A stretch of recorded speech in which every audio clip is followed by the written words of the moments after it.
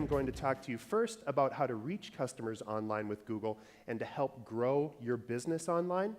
And then the second part of today, we're going to get deep. We're going to talk data. It's going to be right before lunch. You're going to have to get your coffee, but I'll make it fun, I promise. So as we go through, that's what I want you to get. So let's watch this video to get ready for what you're going to experience with Google.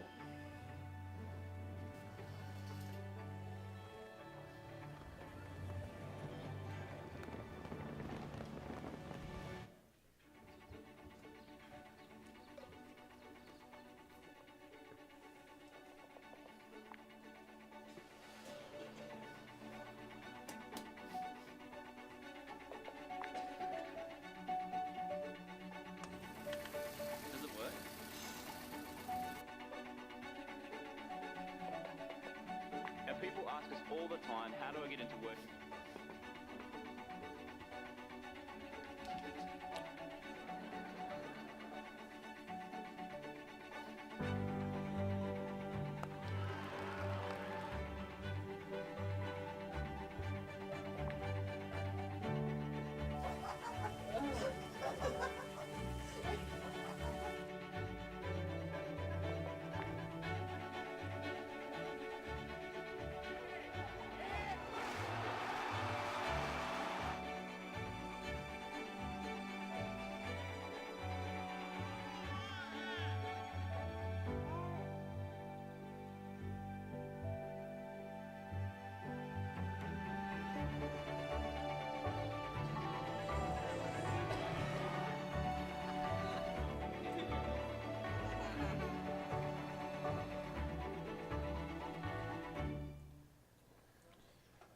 So we all kind of get, and I'm going to hit exit on this thing because I don't know why that's showing up on the bottom of the screen. There we go. We all kind of get where our lives fit into our digital worlds now, right?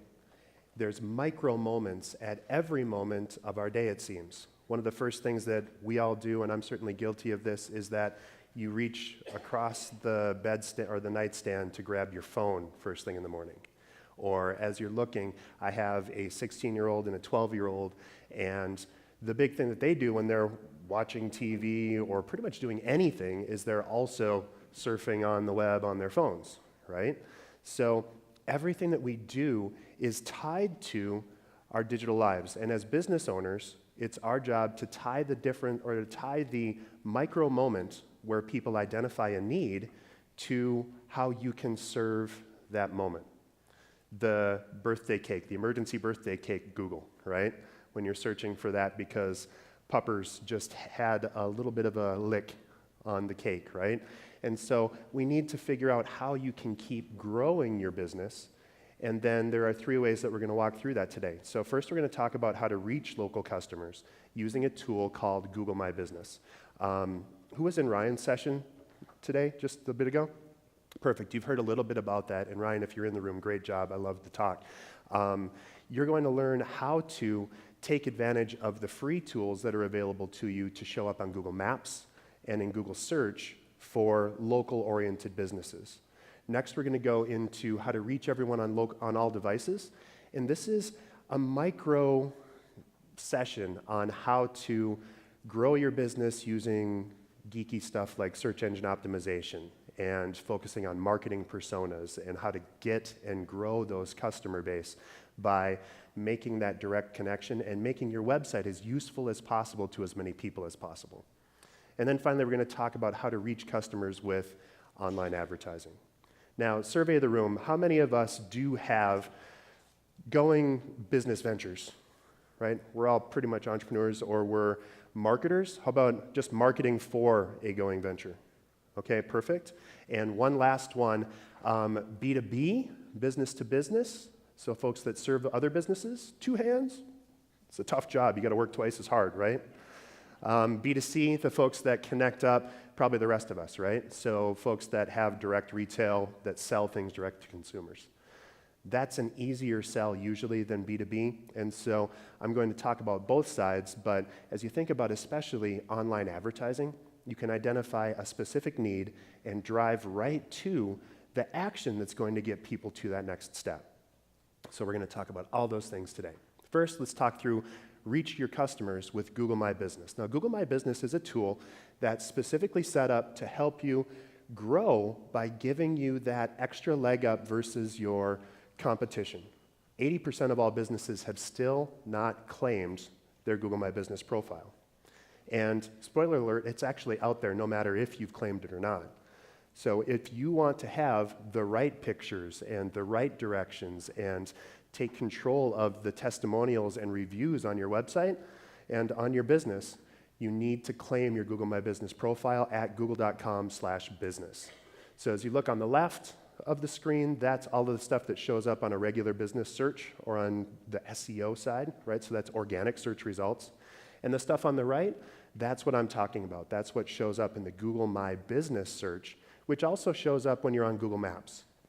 I used Google Maps to get here, and so as I was browsing through, as I was looking for a place to eat last night, as I was looking for my hotel because somehow I got directed to the wrong one, I found all of that using Google Maps. And I found all of the reviews and all of the details and pictures, and I could do 360 panoramas of some of the locations around here, right? So there's lots of good stuff that you get out of Google My Business. And smartphone owners use their devices to find you. 87% of those owners turn to search in a moment of need. We grab our phones out of our pockets. We don't scramble over to our desk anymore. You know, some of us do if we're at work, whatever, right? But you look where you have the data available, and it's just in your pocket. And then if you have a local search or a local business, more than 30% of folks are going to find you in that moment of need, and they're going to go to your business when they search. How many searches do you think were completed in 2018? Shout them out.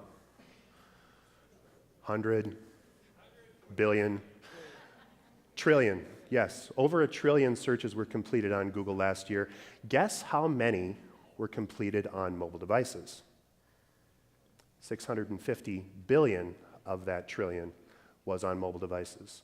You need to optimize your website, you need to optimize your experience, you need to optimize what you market your business to for mobile.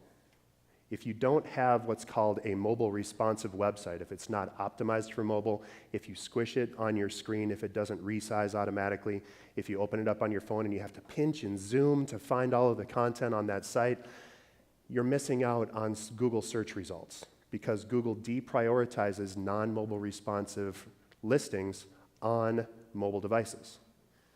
So you're essentially telling Google, yeah, I don't care, right? So make sure that you put that together and that you have a mobile responsive site. Here's the daily life of an average searcher, right? So we identify that need. Puppers just grabbed my cake, I really need a new cake. And then we're gonna Google for that tool, that need. And so you search, and then ideally it takes you to step 3, which is your business's listing. And then where you take it from there on your website is what we're going to talk about in the second part, like how to make your website convert to get more people on to your system, onto your site, and to connect and actually buy. So, local results, this is how it looks. Whether you're on tablet, phone, desktop, Google optimizes that experience to look great no matter where it is. But you need to think about how you show up on mobile devices. You need to have a clickable phone number, and that's a simple little piece of HTML that you can put into your website. You should have a easy to navigate navigation at the top that you can browse with your thumb. And so having that set up is very, very important to making sure that you can convert on those micro moments. And then to make the most of your business profile, you need to pay attention to all of these. So you're going to go to google.com/business. You're going to complete all of your business information. Great news, if you've had a Google My Business profile before and have filled it out, descriptions are back. And so you can fill out your description and put more information into that description. Give info like where you're located, if you're hard to find, if you're across the street or next to something. Give people a little ad to share and to get them to take that next step. Special hours are incredibly important. We're coming up, I can't believe it already, but we're coming up on Memorial Day weekend. And so if folks are trying to browse to your restaurant, your service location, whatever, and if it's near those times, if you're on Google Maps even, Google will pop up with an alert saying, warning, this business might not be open because it's Memorial Day. If you list your business hours on Google, it'll just direct people right through. So very important to have that. Photos, as many photos as you possibly can. Build that in, do big dynamic photos. You can hire a 360 photographer at google.com/partners to build a great interior demo or tour of your space if it's super cool. If you have a product or a service, or if you're a home-based business, you might not want to do an interior picture of your dining room, right? So you can actually build that and just do pictures of what you do. If you're a landscape architect, if you're doing anything that has an experience, you can do 30-second videos inside of Google My Business now, and you can load those up and replace them whenever you want, but they just open up and they'll play right inside of Google Maps, right inside of the Google search, inside of the tools. So very, very easy. And then you can engage. Posts are incredibly important and help you reach and connect better with the people that matter most to you. So posts are like mini blogs, right? So you can do a few paragraphs driving people to what they're most interested in for your business. This might be examples of delighted customers, it might be specials or offers. You can actually do coupons inside of the Google My Business posts. You can set different things like scheduling appointments. There's an appointment scheduling tool inside of Google My Business now. So you just click it, and it takes you right into that find a time, and it'll integrate with your Google Calendar so that it'll book an appointment for you, and then you can go back and people can see when you are not available. Messages. Millennials in the room or younger folks, what's the most annoying thing that your family does regarding your phone? They call you before texting you, right? So you should text people before you call to make sure that it's okay to talk. People expect to be able to message with businesses now. So having the messaging function, which is also free and anonymizes your business number or your cell phone if you're the one that's handling that text, you can just pop up messages and you'll get messages. You can respond back and forth. And then if you have like a pizza place, and we're going to learn about James and his pizza place in the data set, but we're going to go through and you can just text and say, hey, are you guys open? Do you have vegan menu options? When do you close? Or whatever, right? So you can text all that stuff up. Uses a tool called Google Voice. And if you don't have or use a anonymized voice service, google.com/voice is super helpful, and you can assign your personal cell phone and your office line, and you can have people just answer and manage your phone lines through that tool. So very, very simple. And then, of course, the big one that everybody freaks out about is reviews. So having a tool to manage and respond to delighted, ideally, and sometimes not so delighted customers is very important. If you don't claim your Google My Business profile, it doesn't mean that people can't leave nasty reviews on your site. The ostrich method does not help you. You can't bury your head in the sand. So if you do get reviews on your business, you need to respond as quickly as possible and appropriately. And we've all seen probably bad examples of responses. Somebody posts, I went to XYZ restaurant and the server was drowsy and she dropped my cup and I'm super, super upset. And then you see the owner say, well, you're crazy and this person wasn't even there and blah, blah, blah, blah. You don't want to pick fights with your customers. Think about it from someone that's browsing through on Google Maps, going through the reviews. If you see a customer review and then you see an immediate nasty response from the owner, are you going to want to go to that business? No, right? And this is equally as powerful for good reviews. Someone responds to you and says, had brilliant service, would love to come back there again, can't wait. Respond as quickly as you can and say, thank you so much.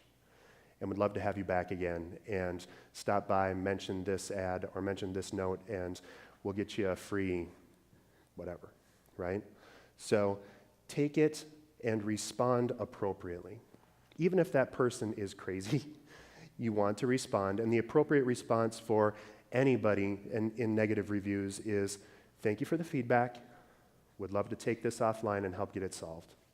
Now, if the reviews are obviously false, inflammatory, some sort of racial or other thing where it's just bad, that probably falls afoul of Google's terms of service, so you can request to have those taken down. You can report those.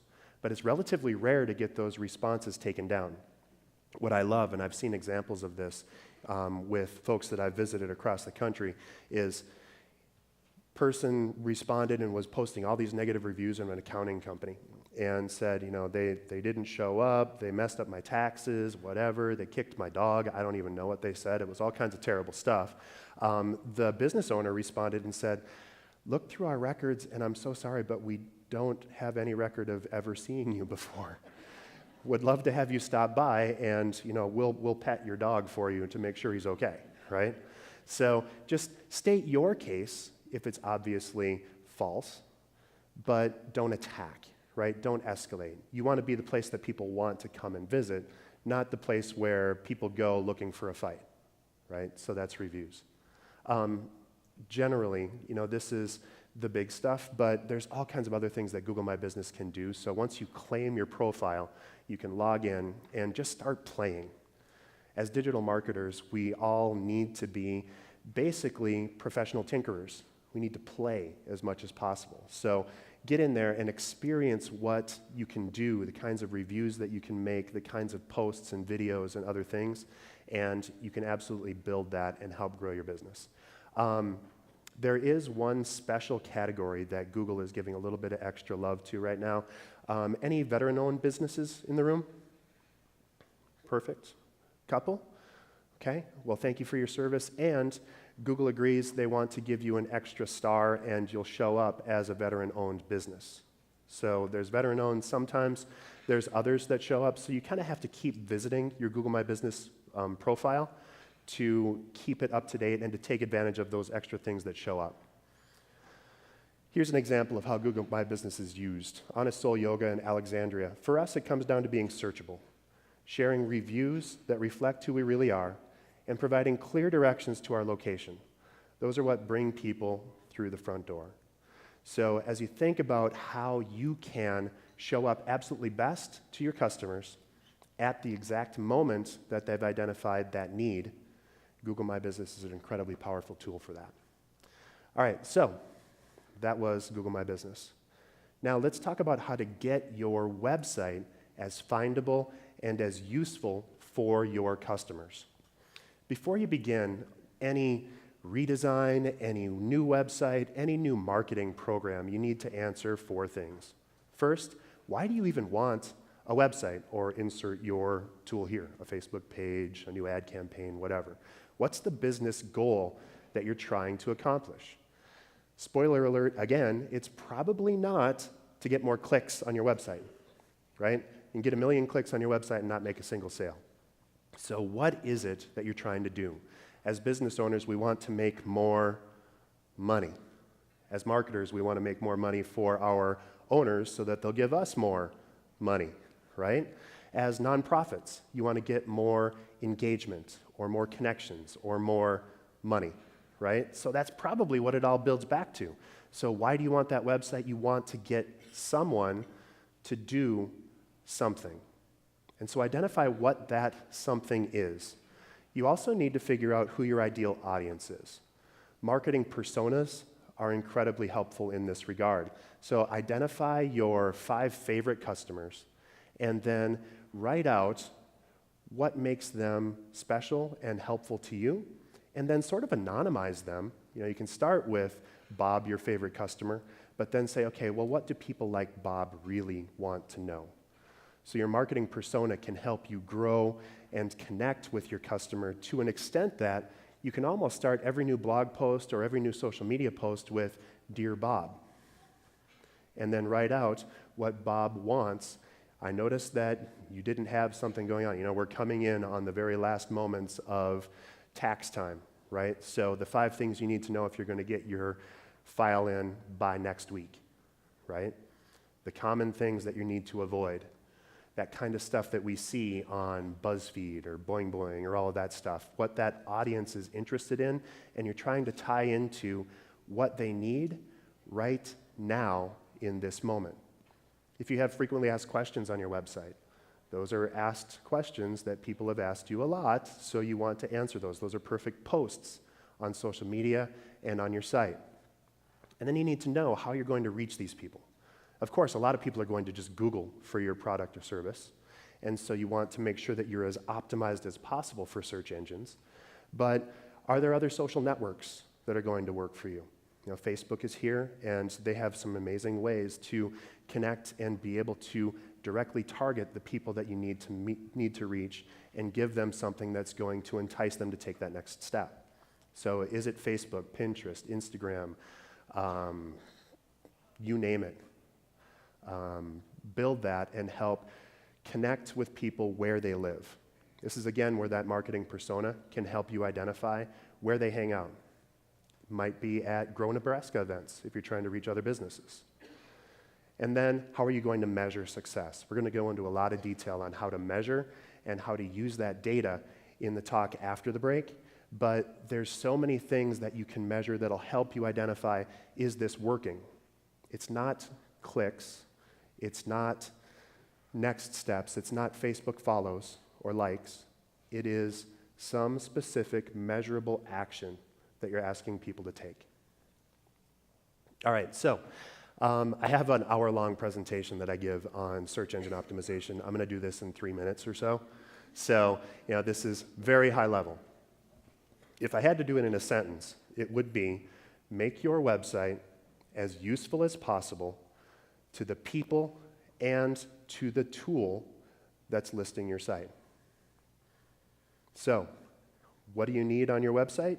If people are searching for you and typing a specific key term or key phrase, you need to make sure that that key phrase is on your website. Shocker, right? So having content that matches what people are searching for on your website in a unique and obvious manner is going to be very helpful. You need to have useful and original content.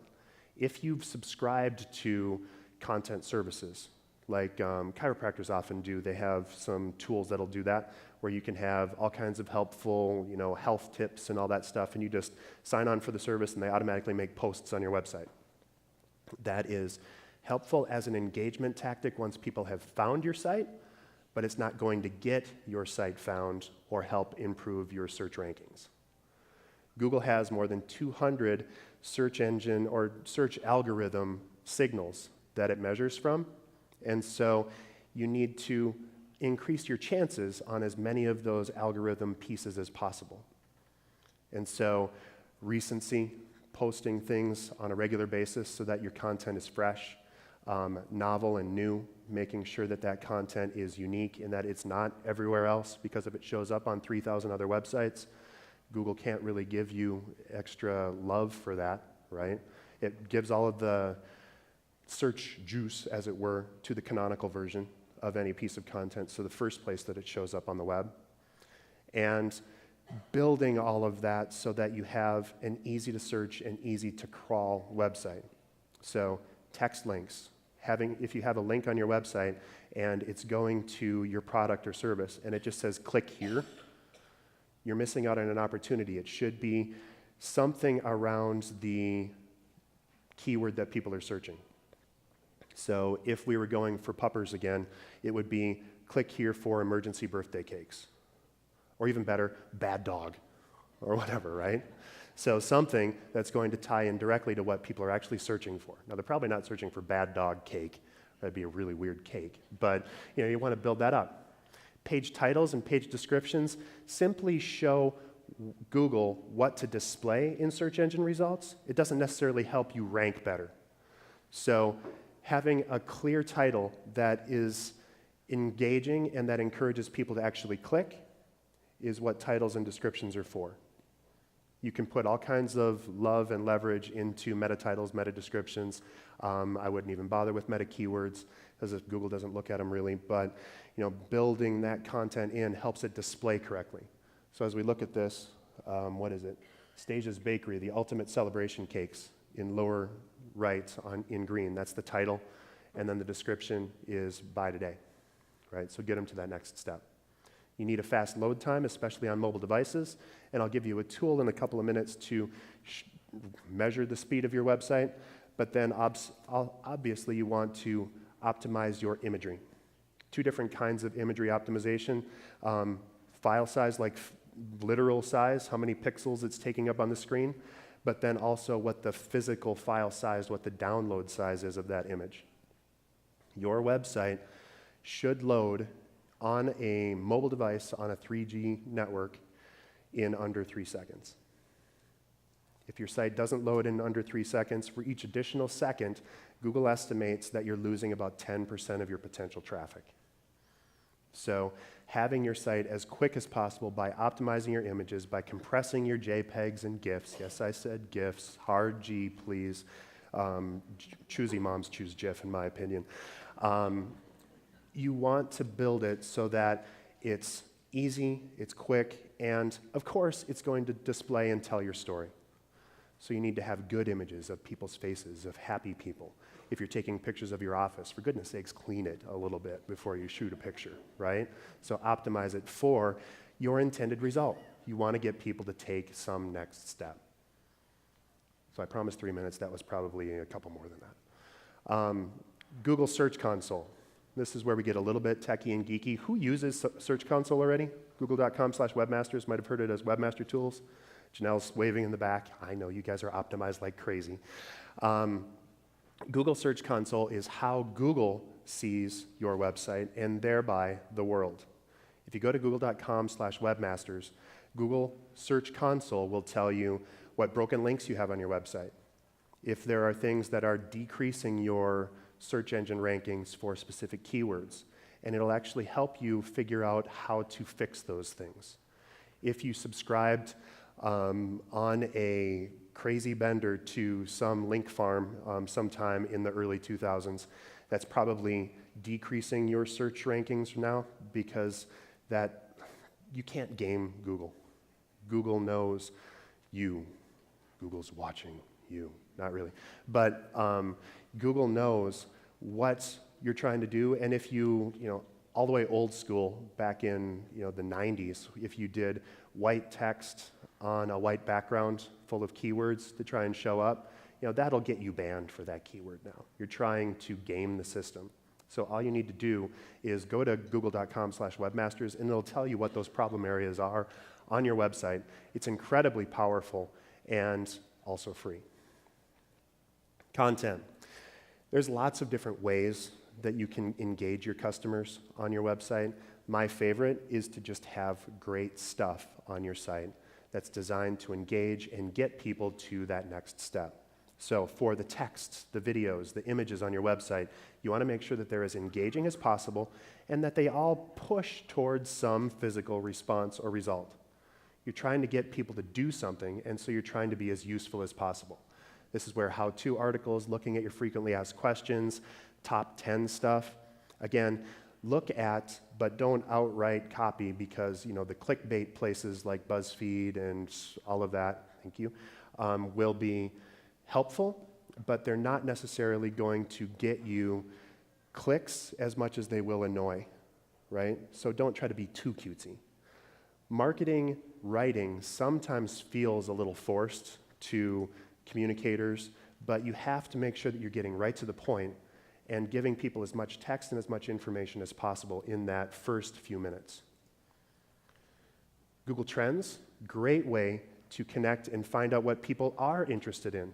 We're going to talk more about that in the next session, but if you want to know how much gluten-free is trending versus vegan, you can type that into google.com/trends, and it'll show you, okay, well, there's a lot more interest in vegan than there is in gluten-free, and so you should probably have keywords on your website that match that. One word of caution, make sure that you know why that keyword is trending. you could tie into something that you don't want to have any part of. So make sure that you Google your own trends or your trended topics before you go all in on having good content around that. Social media.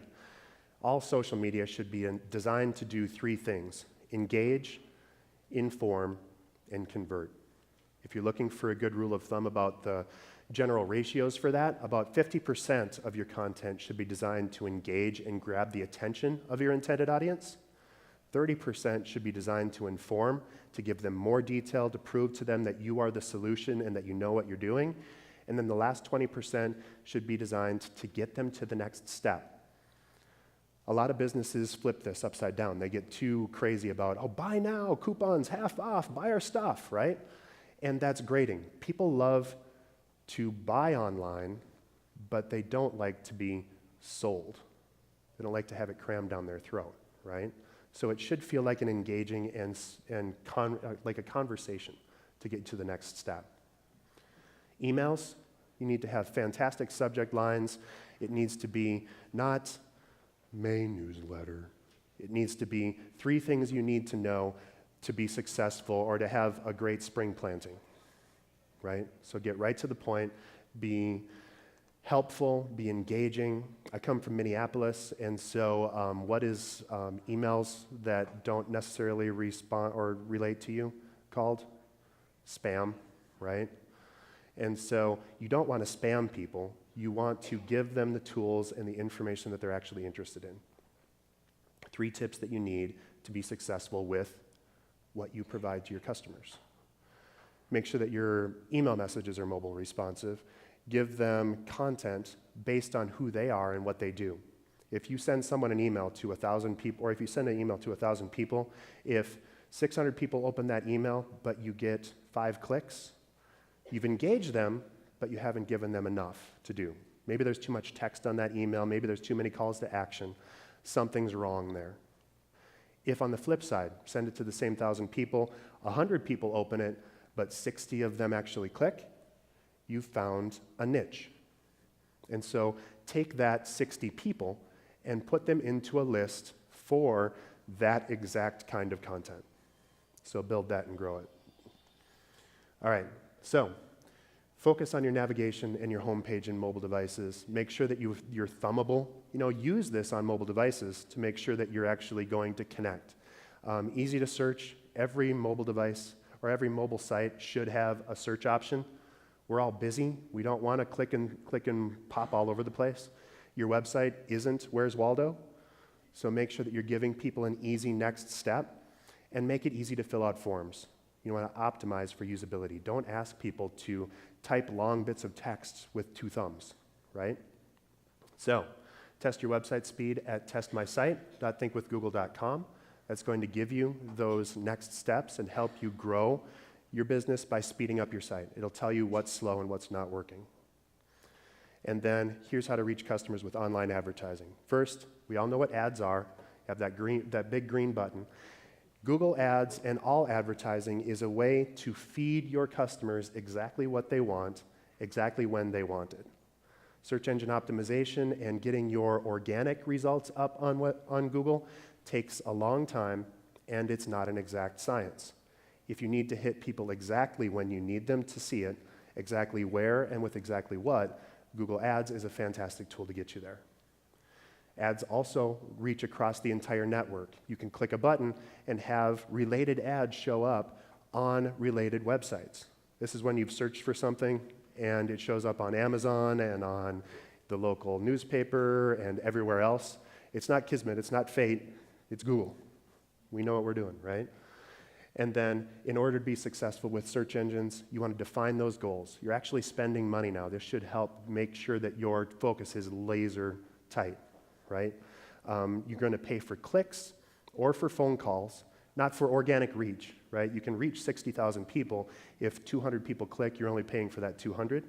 And make sure that you're going for longer tail keywords to get maximum benefit out of your search engine spend.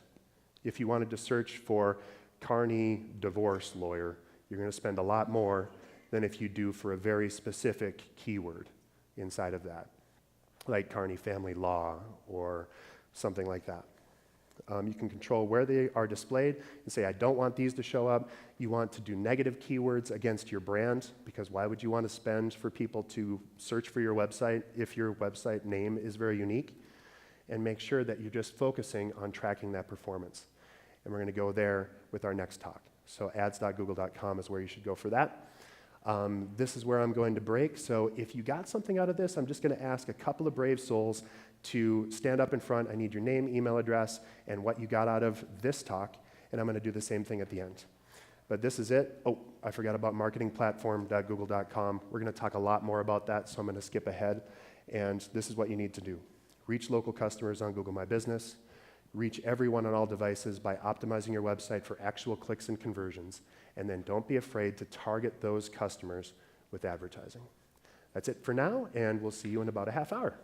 Really quick, if anyone has any questions and answers, we have about, or any questions, sorry, we have about 5 more minutes. I will bring the mic to you, so raise your hand if you have any questions for Dave. Let's play Stump the Dave. Okay, let's. Sir. Stump the chap, Dave. Here we go. What was the website to test my site? I didn't get all that. I'm sorry, yes. testmysite.thinkwithgoogle.com. And you know, I think what we're going to do with this is we're going to email folks with the link after this, or maybe put it on the website. So the slides from both events are going to be available after the event is done. So if you miss these, yes. I remember not too long ago hearing something about Google not giving as much love, I can't remember what the technical phrasing was, but to sites created on like Wix and Weebly. Is that still a thing? So the problem with search engine tools and with websites that are built on easy website builders like Wix, Weebly, Squarespace, you know, really any kind of site, if it's built for drag and drop ability, you have to add all kinds of code to make all of that magic happen. All that JavaScript adds additional code that Google has to search harder through. And Google's like all of us, it's a little bit lazy. It's just like, okay, well, I want this text, and if it has to search too long, then it's going to give up and walk away. So if your website is slow, or if it's very complex and has all kinds of text and stuff on it, that's the benefit of a drag and drop website builder like those tools, is that it's easy to build, but it adds a lot of stuff that Google has to sort through. So that's really why there's a slight negative. If you want the absolute best, my opinion is to hand roll a WordPress website. But all of those tools will get you there. You just have to work a little harder to streamline and to clean it up. If you want to take a picture, these are all of the links that I talked through today on this part so far. Awesome, thanks, Dave.